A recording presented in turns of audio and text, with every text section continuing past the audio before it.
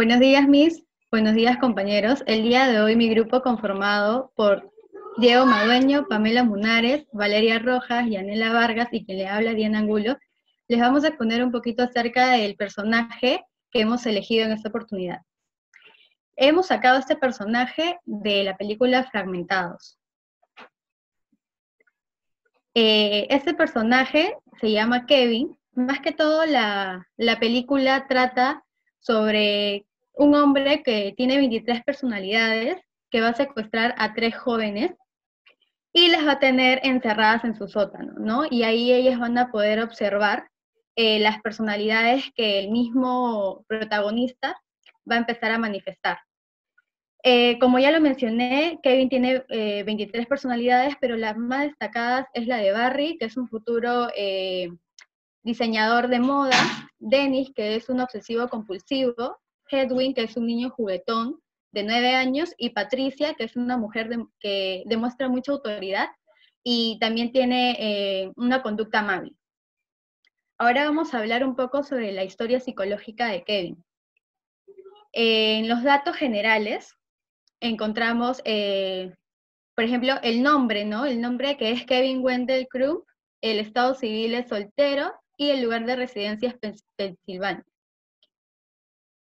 El motivo de consulta, el paciente refiere que tuvo una infancia dura. Mi madre sufría de ataques de ira y recargaba su furia en mí, por lo que decidí alejarme de la realidad y quedar dormido sin salir a la luz y solo aparezco cuando escucho mi nombre. A continuación, mi compañera Valeria les va a hablar un poquito más sobre lo de historia familiar y sus antecedentes.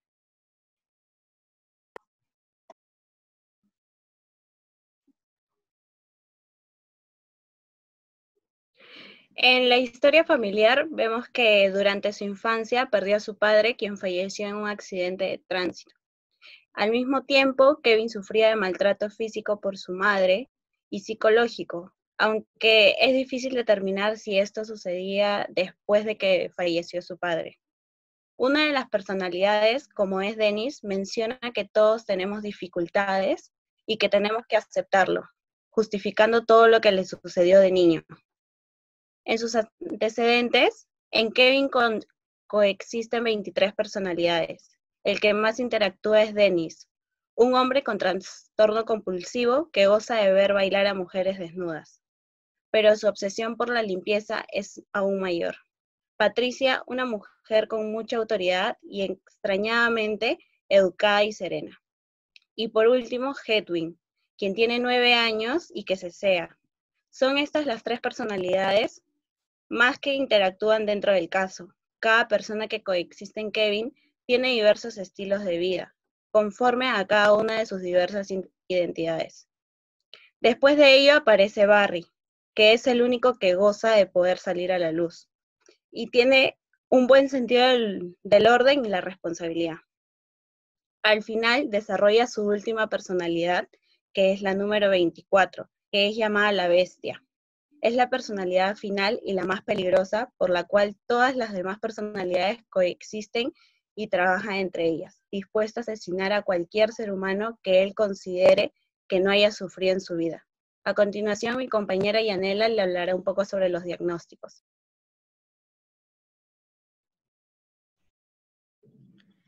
Buenos días, continuando con la exposición, vamos a hablarles acerca de 3 diagnósticos presuntivos que hemos llegado a la conclusión como grupo, que el primero es el trastorno obsesivo compulsivo, que es el TOC. Siguiente tenemos lo que es el trastorno de identidad disociativa. Y por último, la psicosis. Vamos a pasar a la siguiente PPT, por favor. Hablando sobre el diagnóstico clínico, que es el TIC con subsidio en psicosis y TOC. Les voy a hablar acerca sobre el TIC, que según el DSM-5 supone la presencia de 2 o más personalidades que toman el control de la conducta de una persona de forma recurrente, la mayoría de las veces opuestas entre sí, como se da en la trama de la película con las 23 personalidades. Mi compañero Diego les va a hablar sobre el TOC y sobre la psicosis. Como lo mencionaba mi compañera, yo le voy a hablar acerca del TOC, el cual es el trastorno obsesivo compulsivo. Según el CIE-10, tiene criterios como presencia de obsesiones o actos compulsivos recurrentes. Pueden dar mediante imágenes o impulsos ideas de forma estereotipadas. En la película Fragmentado, en una de sus 23 personalidades, Dennis tiene mucha obsesión por la limpieza, por lo cual todos sus actos son dominados por esta. Asimismo, presenta otro trastorno, el cual es denominado psicosis. El trastorno psicótico breve, según el DSM-5, está ubicado en el F20 como criterio la presencia de uno o más de los siguientes síntomas: delirios, alucinaciones, desorganizados, comportamientos muy desorganizados o catatónicos. Dentro de las alucinaciones se puede ver que su personalidad número 23, la bestia, es la que más influye. Él la describe como una persona corpulenta, alta, barbuda, lo cual es diferente de toda la realidad. Así menciona de que su padre lo dejó escondido debajo de un tren. Es por ello que le explica a una psicóloga que esta alucinación se debe a ello, cuando su padre de pequeño tuvo este acto en contra de él. Por último, el discurso desorganizado se da cuando Dennis hace pasar su personalidad, una de sus tantas personalidades, por la personalidad de Barry, con la doctora Karen. Él le indica que con esta última personalidad, la 23, denominada Barry, puede ver a una chica ciega que tiene un trastorno doble de personalidad. Asimismo, la doctora manifiesta que sus capacidades pueden cambiar y pueden alterar mucho su personalidad. Dentro de estos síntomas, dentro de este trastorno no es necesario que se den todos los síntomas. Basta que se dé uno para que cumplan los criterios. Pueden ser delirios, alucinaciones, discursos desorganizados o comportamientos muy desorganizados o catatónicos. Le paso la palabra a mi compañera.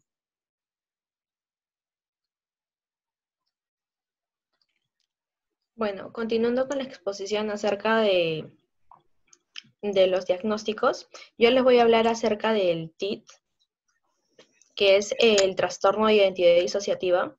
Les voy a comentar más sobre lo que es en la película, lo que hemos podido visualizar. Bueno, en este trastorno se puede evidenciar con un diagnóstico previo, ya que ya se lo habían brindado.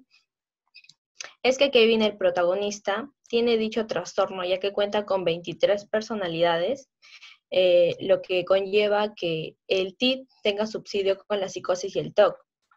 Estas personalidades controlan la mente y los movimientos del individuo, en este caso de Kevin, alternativamente, y también generan recuerdos y pensamientos distintos, porque no todos los personajes o no todas las identidades saben lo que está sucediendo en ese momento.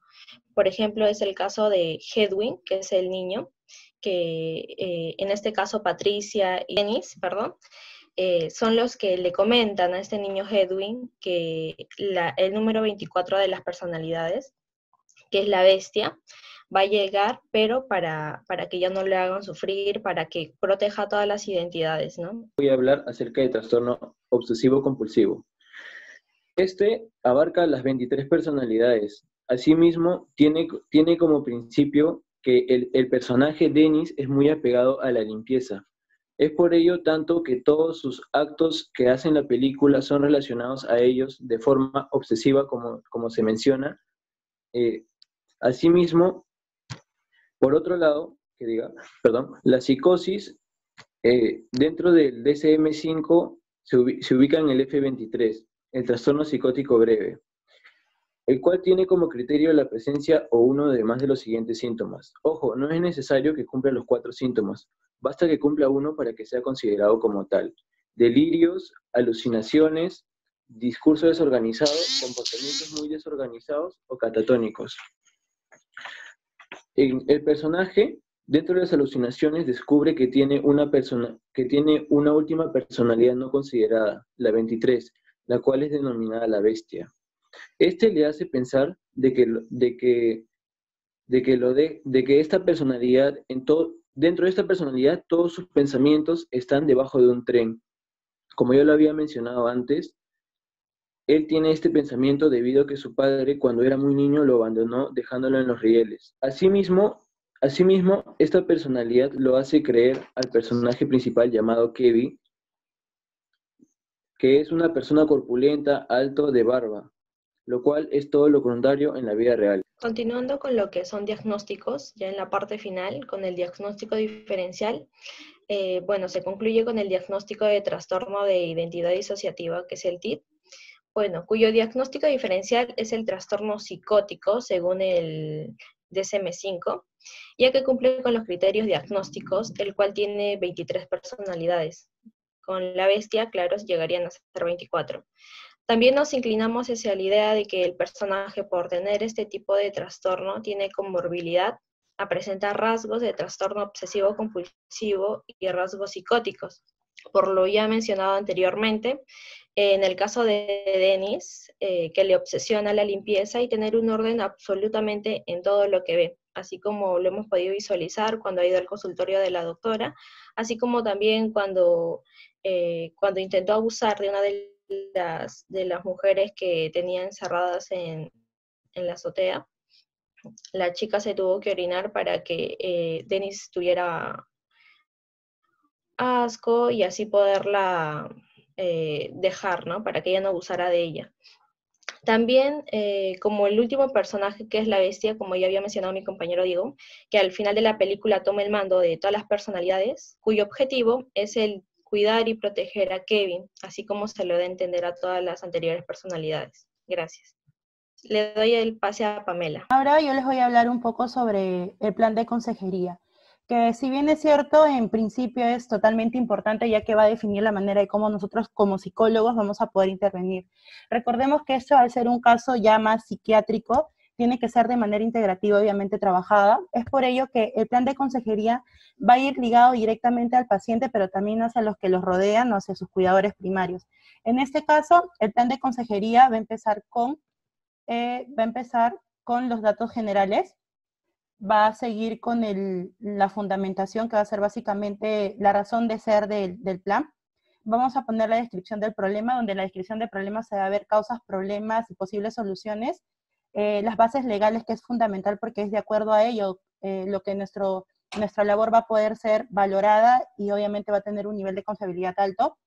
Los objetivos, las áreas a evaluar, los diseños de evaluación y el cronograma de ejecución, y muy aparte el tema de la evaluación. A continuación les voy a explicar más sobre cómo funciona este tipo de plan. Como se puede observar en la imagen, son 9 pasos fundamentales que tiene que tomar el plan de orientación. El plan de orientación va a empezar por los datos generales, que es básicamente el lugar donde la persona o el psicólogo va a laborar con el paciente. Supongamos, si el paciente por A o B está internado X hospital psiquiátrico, en este caso el Arco Herrera, vamos a especificar en la parte de datos generales los nombres de la institución, ubicación y dirección, que es fundamental para que se sepa de dónde proviene, y más aún si este caso tiene un cuadro clínico integrativo. Luego viene la parte de la fundamentación, que es como les comenté hace un momento, que es la razón de ser del plan de consejería, donde la persona se va a conocer más por qué se está interviniendo, por qué estamos trabajando este tipo de problemas. En la fundamentación nosotros nos sustentamos de acuerdo al caso, obviamente, a nuestro diagnóstico, que es el TID, que la persona necesita para su vivir respetar normas y formas de pensamiento. ¿Para qué? Para que los demás, obviamente siendo un tanto tolerantes, nos brinden orientación básica fundamental. No obstante, tenemos la descripción del problema, donde aquí sí es fundamental centrarnos, ya que va a haber el antes, el durante y el después de lo que podría ser el tema de la consejería. En la descripción de la problemática, en este caso que es el TID, se caracteriza por la existencia de 2 o más identidades. Aquí también se tiene que ver el tema de población o a quienes afecta directamente. En este caso va a afectar a un 5 o a 10% de la población mundial. ¿Eso qué quiere decir? Que este trastorno va a afectar no solamente a un cierto tipo de población determinada, sino que también tiene una prevalencia que puede afectar a masas grandes. En este caso tenemos las causas, problemas y posibles soluciones. Basándonos en el caso que hemos tratado, una de las causas fundamentales es el trauma psicológico, abuso sexual en la infancia, inclusive abuso psicológico, agresión física, Y también el estrés postraumático que puede generar ese tipo de trastornos. No obstante, cabe recalcar que ante una situación catastrófica o ya sea ante una situación de índole grave, tranquilamente se puede generar en un futuro ese tipo de trastornos. El problema, obviamente, que va a generar estas causas son las autolesiones, mutilaciones, obviamente también va a tender el paciente a hacer daño al otro, posible todo, como ya lo mencionamos, como comorbilidad, trastorno del sueño, síntomas físicos como aturdimiento o convulsiones no epilépticas, obviamente también va el tema de la somatización y todo ello, y las dificultades considerables en las razones personales o laborales. En lo que comenta también de la película es que la persona tuvo que dejar después de tanto tiempo su trabajo. No obstante, también están las posibles formas de solución, que es lo más fundamental y en lo que nosotros como psicólogos nos vamos a tener que centrar.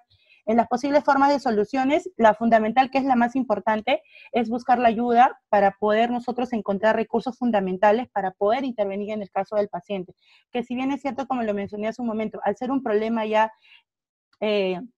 psicopatológico, de por sí ya tiene que trabajar con un psicoterapeuta capacitado y obviamente también con un psiquiatra si es que lo requiere, pero nosotros como orientadores tranquilamente podemos empezar a actuar de manera que podamos intervenir, como se los comenté, con la familia, con los cuidadores primarios o con sus círculos más cercanos. En la parte que le sigues es la base legal, claro, que es la base legal, que esta parte de aquí es fundamental. ¿Por qué? Porque si por ahora hay algún problema, una anomalía durante el proceso de toda la intervención, tranquilamente nosotros, en nuestro derecho como profesional, tenemos toda la potestad de poder defendernos. Nos vamos a basar en 3 fundamentales, que vendría a ser primero la Constitución Política, que es la base fundamental de todo ciudadano peruano. Luego tenemos la parte de la ley número 3094-7, que es la ley de salud mental. Y por último, los dos artículos fundamentales, que el artículo número 3, que refiere a los principios y enfoques transversales. ¿Qué quiere decir esto? Que esto se basa en un tema de confidencialidad. Luego el artículo número 8, el derecho al acceso universal a los servicios de salud mental. ¿Qué quiere decir? Que absolutamente todos tenemos el derecho, o estamos en el derecho de poder gozar una intervención de salud mental óptima. No obstante, tenemos ahora el punto número 5, que son los objetivos, que en este caso se va a trabajar mucho el tema de objetivos generales y específicos en base al problema. El objetivo general como grupo que logramos poder concluir es que determinar las causas que generan un trastorno de personalidad y psicoeducar a la comunidad. ¿Qué quiere decir esto? Que en la población en un futuro, con este programa, que buscamos que la población se concientice de la situación que se está viviendo. Luego tenemos los objetivos específicos, que es presentar y explicar las diferentes técnicas, tratamientos de intervención, que obviamente también eso refiere no solamente con el paciente, sino también con su entorno, y identificar a los pacientes con posibles TP. Tenemos ahora las áreas a evaluar, que son las 5 fundamentales, ya que son el área donde comúnmente se esperaría que el paciente se desenvuelva. En este caso es el área personal, que lo que va a buscar es reconocer la situación del cliente, que él se sienta entendido y comprendido. En el área laboral, obviamente, la parte del desenvolvimiento, con las ventajas y desventajas de su autoeficiencia, conocer eso. Luego tenemos el área académica, que es conocer las destrezas y habilidades, vocación que pueda tener el paciente, conocer también sus límites, si por haber también conocer el coeficiente intelectual. También tenemos el área de salud integral. Este punto es fundamental si es que de trastorno de personalidad se habla, debido a que hay problemas o trastornos que probablemente tengan, o inclusive hasta enfermedades mentales que tengan una raíz orgánica. ¿Qué quiere decir esto? Poder descartar un tema de organicidad, que es fundamental, y más aún si viene el tema de derivación, trabajar en conjunto. Luego viene el área de promoción familiar y comunidad. En este caso se trabaja bastante con los ámbitos o círculos donde nuestro paciente se puede desenvolver, que es lo fundamental, y sobre todo también con los cuidadores primarios. Ahora, como punto número 7, tenemos el diseño de evaluación. Aquí es fundamental para poder ir validando los recursos, tanto como capital humano, los recursos materiales que podamos tener. En la parte de los recursos tenemos las baterías de pruebas psicológicas, que tenemos el DES, el SCID, tenemos el MSMI-3 y el MPPI-2RF, que básicamente las últimas 2 pruebas son las que están baremadas para poder trabajarlas en Perú. Luego tenemos los materiales de evaluación, que son básicamente los materiales comunes y corrientes, que pueden ser manuales, protocolos, hojas de respuestas, lápices, borrador, entre otros. Y por punto 8 tenemos el cronograma de ejecución. En el cronograma de ejecución, esta es la parte donde ya después de haber planteado toda la parte teórica, ahora vamos a plantearlo ya en la parte de la acción. En este caso, hemos planteado distintas actividades en base al problema, claro está, al igual que las demás pasos, que todo está en base al problema, que en la parte fundamental es la parte de la actividad, que es la presentación del plan, y el encargado va a ser el psicólogo y el psiquiatra. En esta actividad, les voy a leer entre la primera y la última, la actividad que es la presentación del plan, la psicoeducación que se le va a dar a los que están involucrados en el tema, el programa de acciones de consejería en base al problema, y también tenemos el tema de los cronogramas, que es en qué fecha se va a realizar. Y por último, tenemos la información constante del avance del programa, obviamente ir informando al paciente y a la familia de cómo va su desarrollo. Inclusive es necesario y parte de obligación nuestra como profesionales poder comunicarle al paciente cómo se está desarrollando y cómo va mejorando para que así sea una parte de motivación también. Y por último tenemos la parte de evaluación, que es básicamente justificar y sustentar cómo está yendo el programa. Si hay necesidad de poder cambiar, este programa es flexible y obviamente va a ser revisado por los profesionales involucrados y obviamente por el personal que da a conocer este plan de orientación. Eso sería todo. Gracias.